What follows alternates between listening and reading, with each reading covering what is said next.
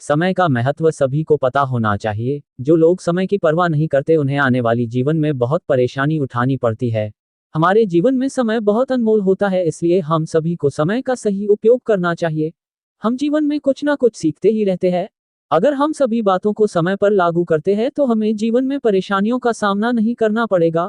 हमारे जीवन में परेशानी तब आती है जब हम कोई काम छोड़ देते हैं जिसे हमें पहले ही कर लेना चाहिए था, पर हमने उस काम को पहले नहीं किया, जिसके कारण हमारे जीवन में परेशानी आती है।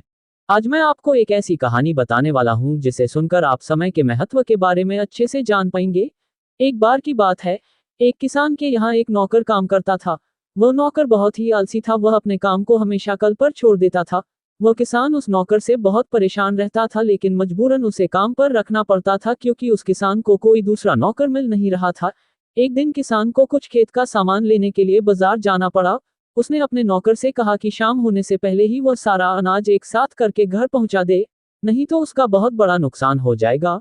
लेकिन नौकर ने सोचा कि अगर वह सारा अनाज कल पहुंचा दे तो इससे कोई भी परेशानी नहीं होगी। नौकर ने ऐसा ही किया।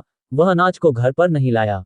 रात को जब किसान घर आया तो उसने देखा कि नौकर तो सो रहा है। किसान ने उसे उठाया और उससे पूछा, आज का सारा काम हो गया है? नौकर ने कहा, हाँ, आज का सारा काम हो गया है। लेकिन किसान को अनाज कहीं पर भी दिखाई नहीं दे रहा था। किसान ने नौकर से पूछा, अनाज कहाँ है? नौकर ने कहा, अनाज तो खेत में ही है। कल जाकर सारा अनाज मैं घर ले आऊंगा। किसान ने कहा, आज मैंने तुम्हें जो काम दिया था उसे तुम कल पर क्यों छोड़ रहे हो? तभी मौसम खराब हो गया और बहुत तेज हवाएं चलने लगी। जब हवा चल रही थी तब बहुत जोरों से बारिश होने लगी। खेत में रखा सारा अनाज बारिश के पानी से खराब हो गया। बारिश सारा अनाज बहाकर ले गई।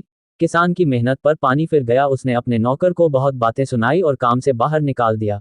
किसान बहुत रोने लगा। अगर नौकर अपना काम समय से कर लेता तो किसान का इतना बड़ा नुकसान नहीं होता। इसलिए कहते हैं समय का महत्व सभी को समझना चाहिए। अगर आपको यह वीडियो से कुछ सीख मिली हो तो इसे अपने दूसरे दोस्तों के साथ शेयर जरूर करें और आपको यह कहानी कैसी लगी कमेंट करके अपना विचार जरूर बताएं।